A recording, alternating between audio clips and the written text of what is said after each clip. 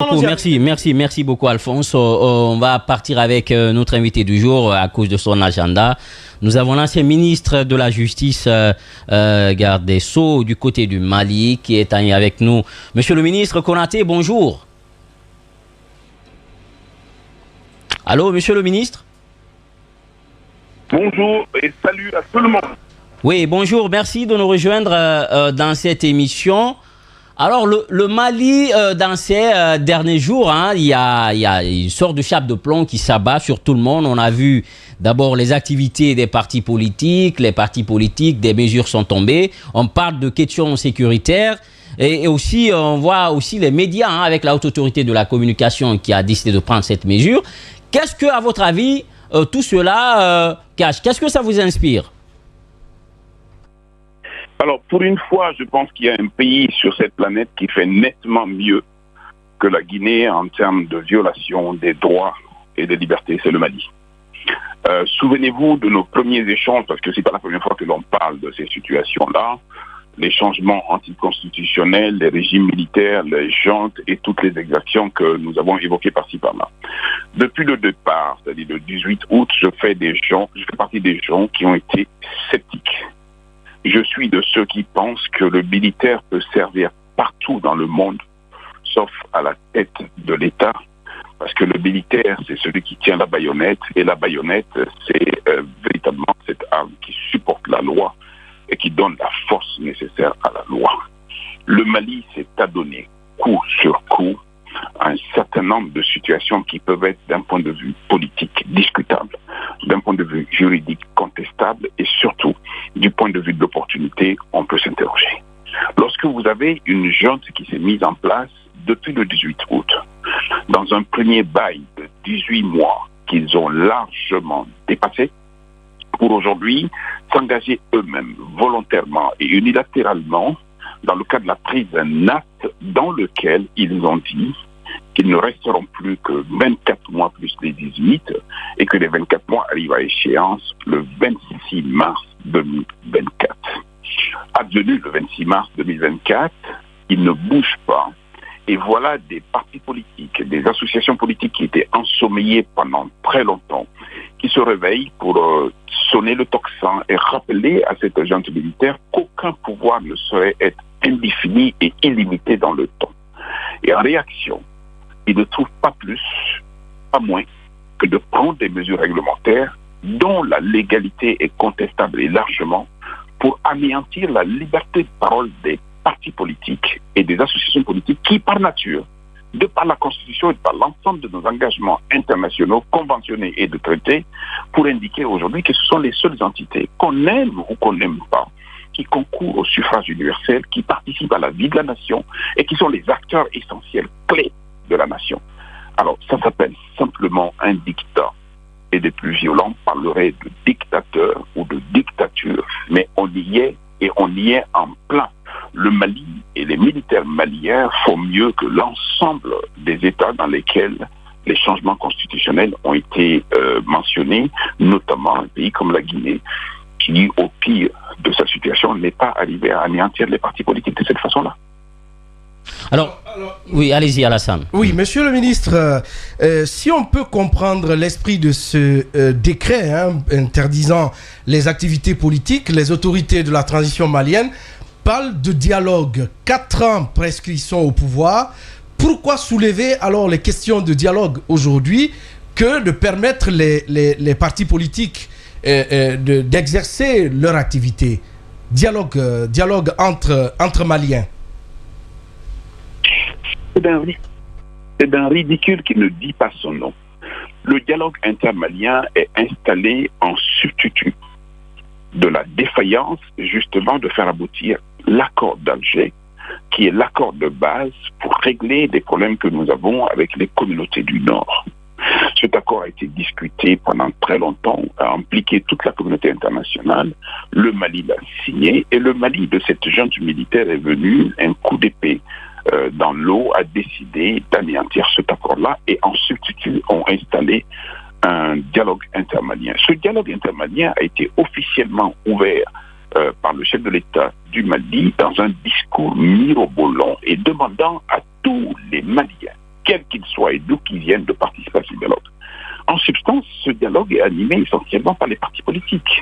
Alors, prendre la décision aujourd'hui par le biais d'un décret, et ce décret a été pris à la suite, justement, d'une modification de la loi sur les associations pour la première fois depuis 1958, avant l'indépendance de la République du Mali, le droit et la liberté d'association a été déclaré dans notre pays.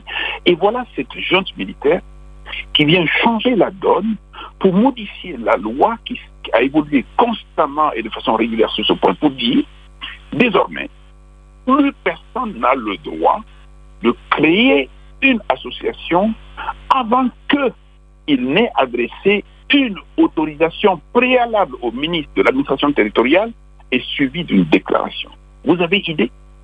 Ça veut dire que demain, les chasseurs d'une zone de Guinée ne peuvent se mettre ensemble dans le cadre d'une association que dès lors qu'ils ont adressé en premier une demande au ministre de l'Intérieur de Guinée, qui les autorise d'abord et crée l'association et déclare cette association auprès d'eux. C'est un recul que je ne peux pas mentionner. Et sur cette base-là, sachant bien que les regroupements de partis politiques se font via des associations, 2 semaines après, le même conseil des ministres se réunit pour dire « Nous constatons que les partis politiques regroupés en association ne sont plus conformes à la loi qui elle-même a changé. Ils n'ont pas demandé d'autorisation préalable, ils n'ont pas procédé à la déclaration.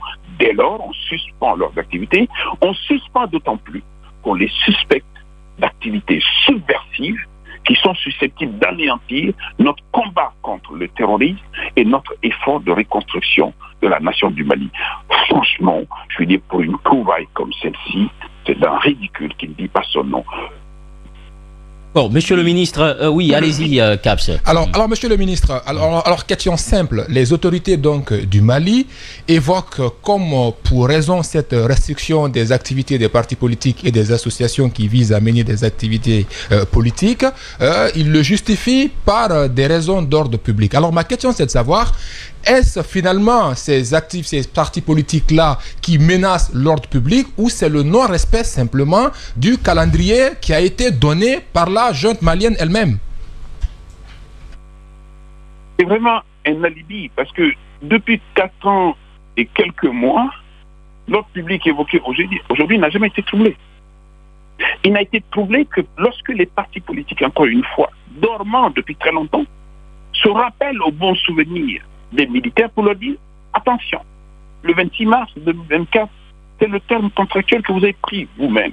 Alors quand on parle de troubles à l'ordre public, je veux bien que l'on évoque des activités subversives, mais alors dans ce cas-là, on ne se contente pas seulement de prendre une mesure administrative dans le cadre d'un décret, mais il faut qu'aujourd'hui on pointe du doigt ceux qui sont à l'origine des activités subversives et lesquelles activités subversives doivent donner l'occasion aujourd'hui à des poursuites judiciaires. Au jour d'aujourd'hui, les autorités de la junte encerclent les domiciles des chefs de parti, encerclent les politiques et empêchent les gens de se déplacer. C'est pour ça que je dis qu'ils ont fait mieux que la République de Guinée, que je connais un peu par ailleurs. Allez-y. L'autre question, il y a quand même cette situation sécuritaire qui est invoquée et aujourd'hui on estime par ailleurs que la prise de Kidal par exemple ne justifie pas la fin de la lutte de l'insécurité. Est-ce qu'aujourd'hui il n'y a pas nécessité que les regards soient tournés dans la même direction, la direction qui tend à finir carrément avec ces terrorismes, en tout cas qui broie avec force le Mali? C'est évident que personne ne peut nier l'évidence de l'insécurité au Mali, sauf que nous avons des autorités militaires qui souffrent le chaud et le froid, et accompagné d'une autorité civile et pas la moindre, on a un premier ministre qui sait dire une chose et le contraire à la minute qui suit. C'est eux qui ont dit que Kidal représentait le symbole de l'intégrité du territoire national, ce qui n'est pas faux. Et deuxièmement, c'est eux qui ont indiqué également qu'il n'y a pas un pouce du territoire national où l'armée nationale du Mali ne peut pas arriver. Et en plus, c'est eux qui ont dit qu'ils ont organisé un référendum de validation de la Constitution avec un niveau de participation jamais inégalé. Personne n'est dupe. Le Mali est en insécurité aujourd'hui, mais même de cette insécurité, si elle doit représenter aujourd'hui un élément de nature à repousser le scrutin, mais pourquoi ne pas ouvrir un véritable dialogue avec les acteurs politiques et les sociétés civiles maliennes? Le pire de cette junte, comme de beaucoup de juntes d'ailleurs, c'est de prendre le Mali pour leur nombril, en pensant qu'eux seuls doivent pouvoir décider, eux seuls doivent pouvoir montrer le chemin, et eux seuls doivent prendre des actes pour y aller. Mais je leur ai expliqué à maintes reprises que ce Mali est un bien commun. Et lorsqu'il arrive au plus petit de la famille de posséder le bien commun, vous ne le possédez que pour le compte de tous. Vous n'avez absolument pas le droit de décider sans les autres, de proposer sans les autres, et de faire du bien commun comme votre festin privé. D'accord. Alors, monsieur le ministre, une question. C'est vrai que à écouter certains analystes aujourd'hui, puisque la date du 26 mars est passée, qu'on est face à une situation de vide institutionnel et juridique. Est-ce que vous êtes du même avis? Mais de l'autre côté, ceux qui sont proches du pouvoir état pour dire que la nouvelle constitution qui a été promulguée disait que la transition allait finir jusqu'à quand il y aura l'élection des nouveaux présidents. Pour l'instant, il n'y a pas de président élu et donc on est de plein pied dans la transition. C'est quoi votre position? C'est un débat byzantin de juristes en perte de mémoire. Un État, on l'acquiert d'une manière ou d'une autre, sauf que ceux-là l'ont eu justement au moyen des armes et des munitions. Quand on possède un État, on ne le pose pas par terre le temps que celui qui vient à la succession arrive. L'État est suffisamment bien organisé aujourd'hui pour que rien, absolument rien, ne puisse mettre en cause le processus de passation de pouvoir et de passation de siège. C'est évident que c'est eux qui ont pris la décision, dans le cadre du décret du 6 juin, que les 24 mois étaient là. Allô, vous êtes là, monsieur le ministre? Je suis là. D'accord, allez-y, Daouda. Mais est-ce qu'en réalité, vous, en observateur aujourd'hui de la situation sociopolitique au Mali et même sécuritaire, pensez-vous que tous les éléments sont aujourd'hui à disposition pour une participation inclusive à ces élections qu'on peut tenter d'organiser aujourd'hui dans un bref délai? Mais, alors, à contrario, quand vous dites aujourd'hui, en raison de la situation sécuritaire, en raison de la désorganisation sociale, on ne peut pas organiser l'élection. C'est un fait. Et si vous raisonnez à contrario pour dire, en n'organisant pas les élections, est-ce qu'on est en droit de laisser le pouvoir, la nation, entre des mains qui ne sont pas légitimes? Et c'est pour ça que, quoi qu'il advienne, seul le débat, l'échange peut permettre aujourd'hui véritablement de permettre aux Maliens de se parler. Qu'on ne puisse pas organiser pour des faits, des questions sécuritaires, je veux dire. Mais ce n'est pas la raison de laisser entre les mains des gens qui en font à leur tête. Easy Caps. Alors, monsieur le ministre, cette question, aujourd'hui, beaucoup d'inquiétudes par rapport à cette question que je m'en vais vous poser là. On a vu au début de la transition malienne, on a vu que le Mali et puis la CEDEAO, ils étaient à couteau tiré parce qu'ils ne se comprenaient pas par rapport à la façon dont la transition était conduite du côté du Mali. Et finalement, le Mali a décidé de se retirer de la CEDEAO. Et suite justement à la restriction des activités des partis politiques, mais également à ce communiqué de la HAC malienne qu'on a vu, demandant aux différents médias de ne pas relayer les activités de ces différents partis politiques-là, on a directement vu l'ONU qui a demandé à la junte malienne d'abroger ce décret-là. Est-ce que vous pensez que, de la même manière que le Mali a finalement décidé de se retirer de la CEDEAO, est-ce qu'on peut s'attendre à ce que dans les jours à venir ou dans les mois à venir, que le Mali décide également de se retirer de l'ONU? C'est là où vous rendrez compte. C'est là où vous rendrez compte justement de toute la folie qui peut habiter les gens lorsque vous les laissez tout seuls. De la même manière qu'ils ont décidé de quitter la CEDEAO, ils peuvent, ça paraît invraisemblable, et sortir du système des nations. Il ne faut pas les laisser seuls.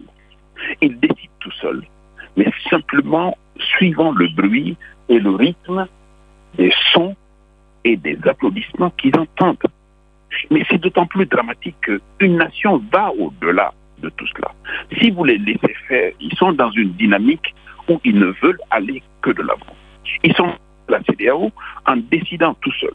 Si demain vous organisez un référendum, je ne suis pas sûr que les populations maliennes, dans leur grande majorité, vont décider de la sortie de la CEDEAO.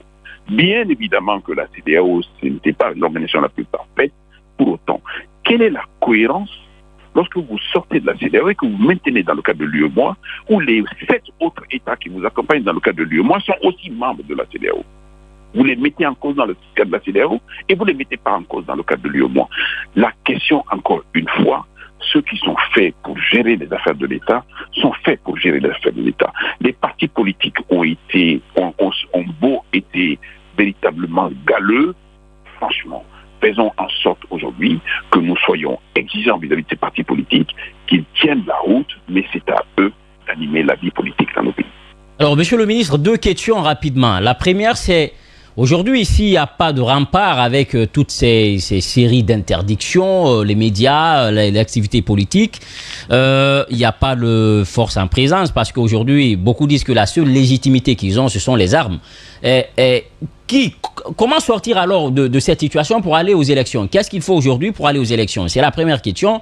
La deuxième, est-ce que vous ne créez pas aussi l'effet domino sur la Guinée, le Burkina Faso, le Niger aujourd'hui qui sont aussi dans une transition militaire? Mais ils se parlent entre eux, ils sont gens de la même génération et ils sont des gens d'art, avec le même réflexe, avec le même mind. La difficulté, c'est qu'ils restent convaincus que nos États sont désorganisés. Ils n'ont pas tort.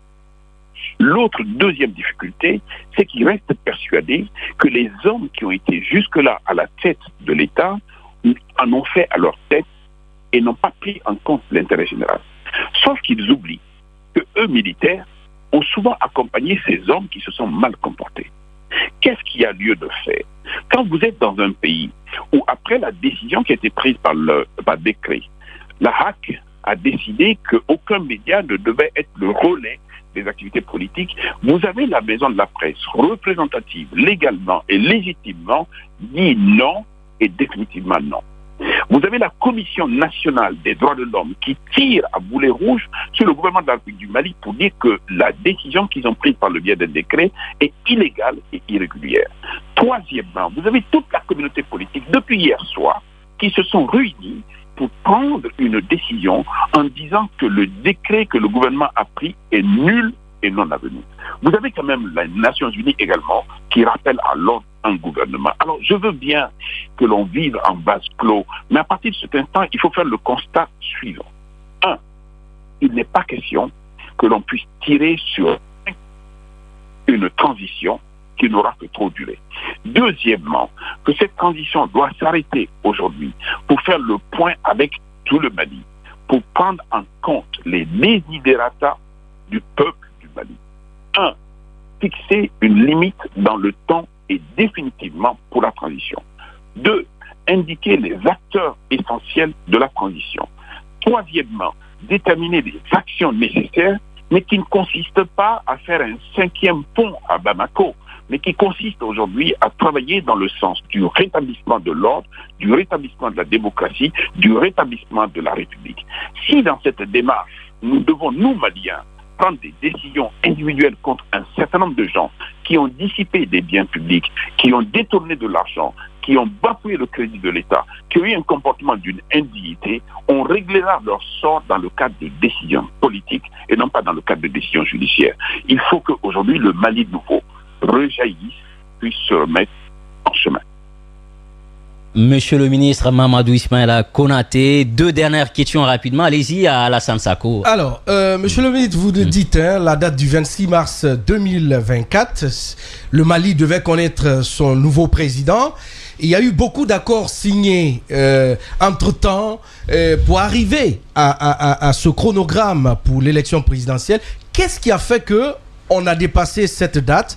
Qu'est-ce qui n'a pas marché réellement? Parce que on ne parlerait plus de glissement à ce titre. Qu'est-ce qui s'est passé pour que cette date-là ne soit pas respectée? Mais parce que simplement, aucune confiance ne doit exclure le contrôle. Ces gens se sont mis en place depuis le 18 août. Avec armes et munitions, personne ne leur a rappelé que leur limite dans le temps devrait arriver un jour ou l'autre. La seule contrainte qu'ils avaient, c'était celle de la CEDEAO. Ils s'en sont défaits.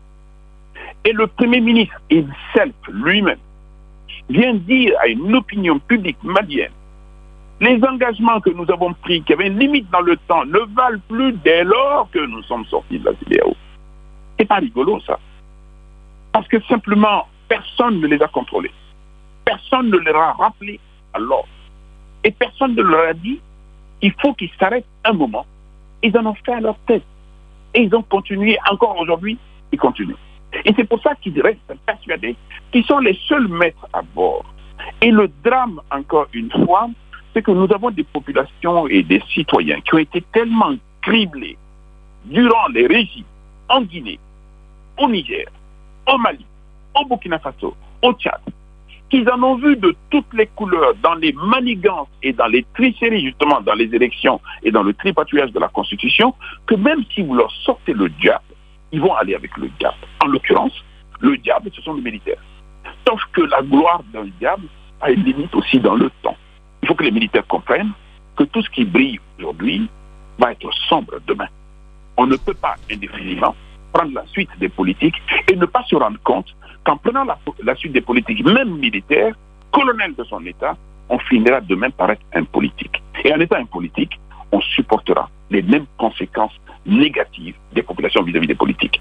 Ceux qui arrivent sous le coup des applaudissements iront demain sous le coup des colibés. Ça, il faut juste prendre compte cela et faire en sorte qu'on ait une démarche de construction et non pas de destruction de nos nations. Et voilà, tous ceux qui montent et appelés à redescendre pour résumer ce que vous dites, monsieur le ministre.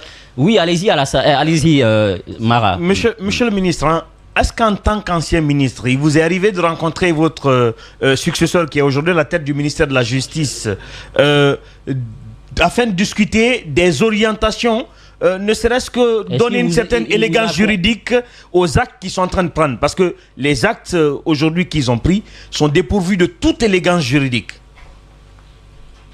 Alors, vous faites bien de poser cette question et ça va me permettre justement de parler du fond du cœur et même de violer les secrets d'un échange. Le garde des Sceaux actuel est mon petit frère, que j'ai eu l'occasion d'avoir dans un entretien de recrutement pour un poste de juriste dans le cadre d'une organisation importante. Je ne me souvenais pas de cela lorsque, en tant que juge d'instruction, j'ai eu affaire à lui en tant qu'avocat et qu'il m'a rappelé cette séquence. Depuis, nous avons eu des relations de grande cordialité et surtout de grande affection et qui valent encore aujourd'hui. Quand j'étais ministre, il était syndicaliste. Et nous avons eu maille à partie. Mais jamais cet instinct de ministre et de syndicaliste n'a conduit à quelques difficultés entre nous.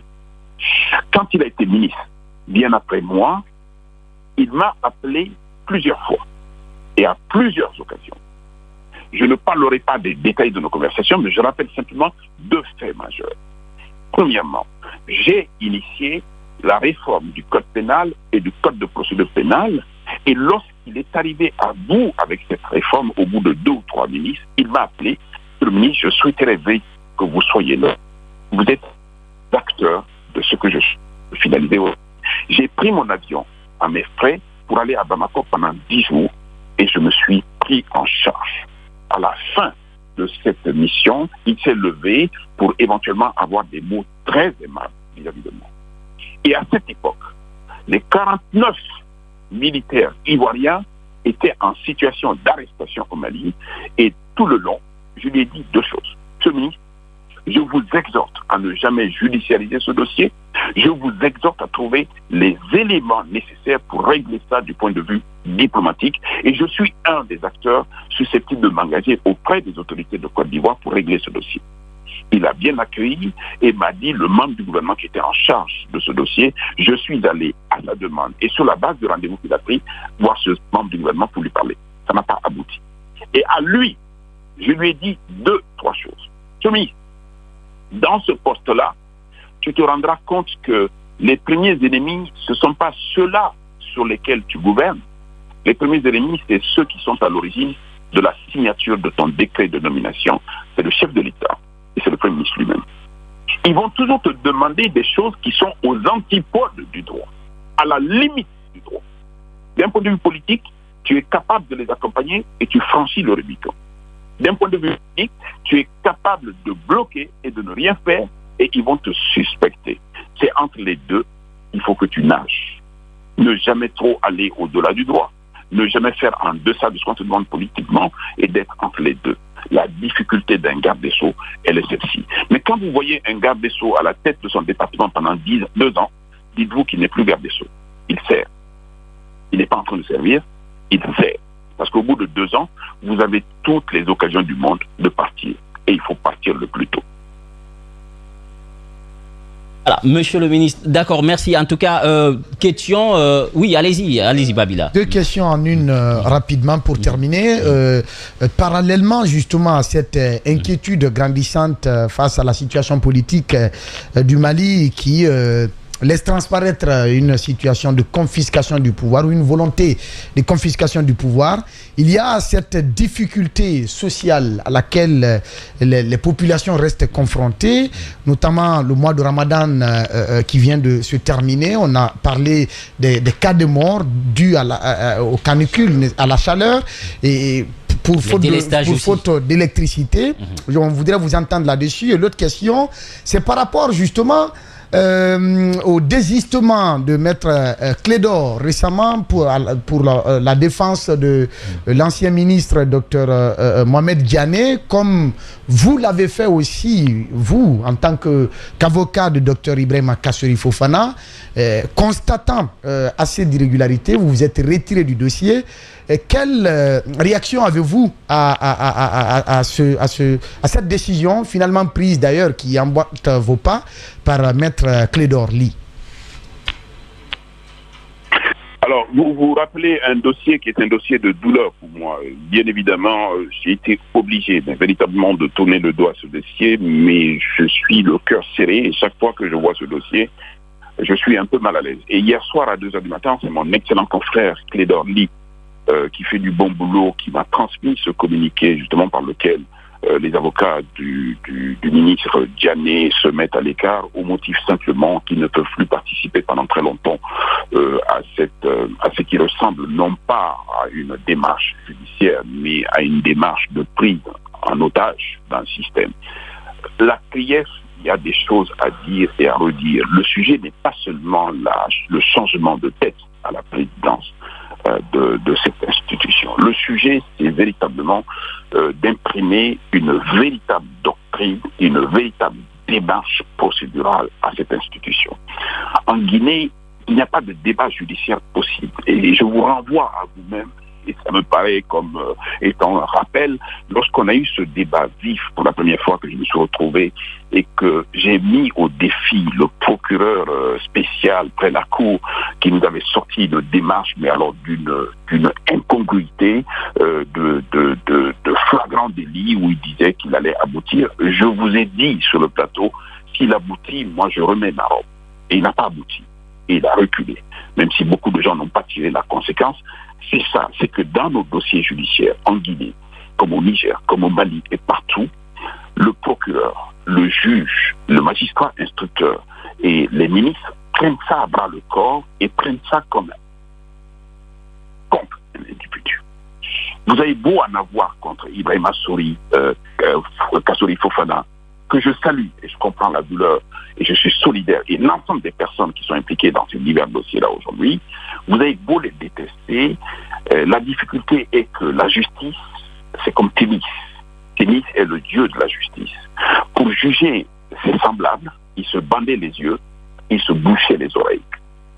pour ne pas voir la couleur de la peau des gens, pour ne pas voir leur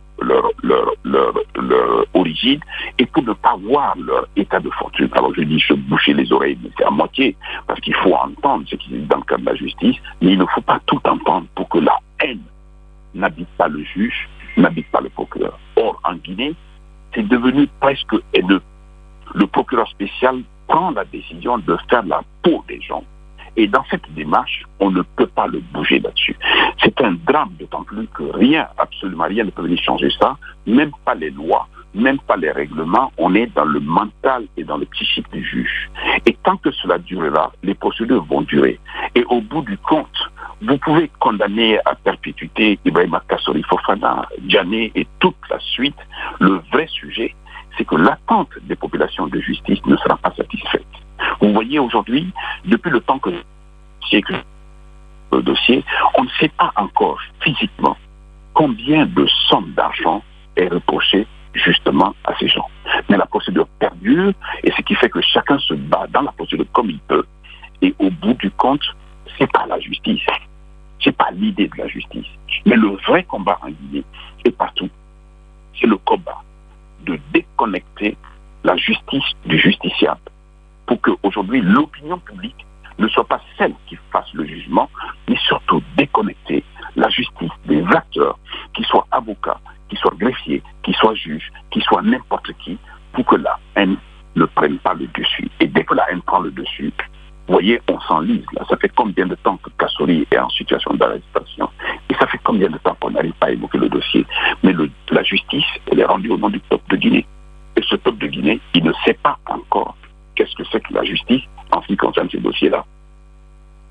Voilà, monsieur le ministre, oui, rapidement, hein, on doit aller à Massanta. L'autre question sur les difficultés du Mali par rapport justement au délestage, aux conditions sociales. La canicule et tout.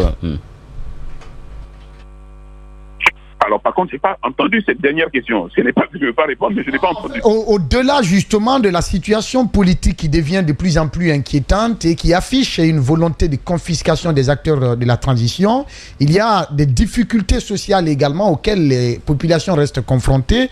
La cherté de la vie, le manque d'électricité qui a exposé même des hôpitaux à des cas de mort pendant le ramadan passé. Est-ce que vous avez un regard justement sur cette situation? Du côté du Mali surtout, voilà, il parle là du Mali. Vous savez, si vous approchez un troupeau d'ânes et que ce troupeau d'ânes est conduit par un individu qui pue l'âne, le fait d'approcher le troupeau d'âne, vous finirez par puer l'âne, les odeurs de l'âne. Aujourd'hui, on ne peut pas rendre responsable le colonel Assimi Goïta, d'une part, le colonel Doumbouya et tous les autres colonels et généraux, de ce que le manque d'électricité leur incombe. Non, le manque d'électricité les a précédés. Sauf que, en se trouvant à la tête de l'État, dans l'esprit des gens, c'est le colonel Doumbouya qui est incapable de fournir d'électricité. Aujourd'hui, il est général, hein. Aujourd'hui, il est général de corps d'armée. Général qui est incapable de fournir. Donc, du coup, vous êtes rendu responsable de situations dont vous n'êtes pas à l'origine, mais le simple fait de se retrouver à l'état du Mali, de Guinée et du Mali, c'est vous qui assumez cette situation. Et c'est pour ça que j'exhorte les gens qui sont à la tête de notre État, susciter le débat, susciter l'échange, trouver la cohésion et le consensus derrière des situations où vous allez au moins amoindrir les critiques. Mais lorsque vous vous hissez, que vous n'entendez plus que les applaudissements, les éclats, mais le revers de la médaille, c'est que quand les populations sont mal et qu'ils descendent dans la rue, plus personne ne va clamer le nom de Sékou Touré, le nom de Lassana Conté, le nom de Alpha Condé. Et tout le monde va dire, c'est Doumbouya qui est responsable. Mais il l'est aussi bien pour le bien que pour le mal. Et c'est pour ça que la transition ne doit pas durer longtemps. Et c'est pour ça que la transition doit être consensuelle. C'est pour ça que la transition doit être politique en vue de rétablir l'ordre et la république et la démocratie. S'ils n'ont pas compris ça, ils viennent pour spectacle et personnel, ils n'iront pas loin. Et les armes, ça fait peur un moment, ça ne fait jamais peur indéfiniment. Si vous tirez sur 1000 Guinéens, il y en a 2 millions, 20 millions d'autres qui restent. Vous ne pouvez pas tirer sur tout le monde. On a le temps de tirer de la situation qu'il faut éviter pour que nos transitions soient civilisées, soient civiques et ne se contournent pas du droit et de la démocratie. Monsieur le ministre Mamadou Ismaïla Konaté, ancien ministre de la Justice et garde des Sceaux du Mali, merci d'avoir accepté notre invitation, monsieur le ministre. Infiniment merci et vous êtes toujours les meilleurs. Et surtout, vous pouvez revenir ici quand vous voulez, c'est toujours un plaisir de vous écouter. On va marquer... Je reviens bientôt dans 2-3 semaines et on reprendra. D'accord. Merci beaucoup en tout cas, merci. On se retrouve tout de suite après cette transition.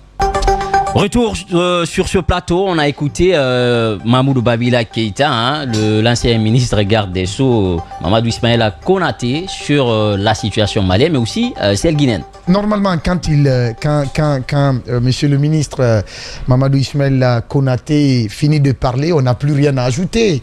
On ne peut pas être plus lucide, plus limpide que lui sur, dans ses prises de position face aux questions n'est-ce pas, de gouvernance dans nos États, le Mali et la Guinée. Et ce qui se passe aujourd'hui au Mali, Guiba Milimono, est très très très inquiétant. Je pense que la population malienne doit prendre conscience de cette situation dangereuse qui est en train justement de guetter ce pays de paix, ce pays qui est un grand pays qui a servi quand même à un moment donné de prise d'initiative allant dans le sens justement de l'établissement de l'ordre, de la paix et beaucoup d'autres choses dans la sous-région ouest-africaine.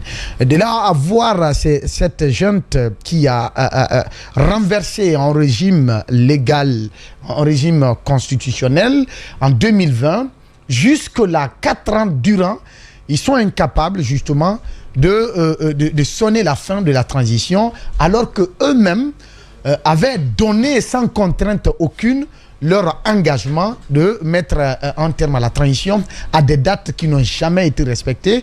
Et si on arrive au terme du délai, n'est-ce pas, légalement constitué dans votre charte, dans la charte de la transition que vous-même vous avez élaborée, que vous ne soyez pas en mesure de respecter cela, Guiba Milimono, c'est inquiétant. Mais au-delà de ce qui des conséquences que ça présage pour le Mali, il faut s'inquiéter justement des répercussions sur les autres transitions en cours, parce qu'il y a des volontés manifestes de part et d'autre de confisquer le pouvoir et de nous brimer dans nos droits, comme ça se passe maintenant au Mali. La HAC qui interpelle, qui tord, n'est-ce pas, le cou à la loi pour interdire aux journalistes de parler politique. Parce que ne pas couvrir les activités politiques, c'est de ne même pas tenir des émissions politiques. Et donc, ici, est-ce que on ne va pas en venir là?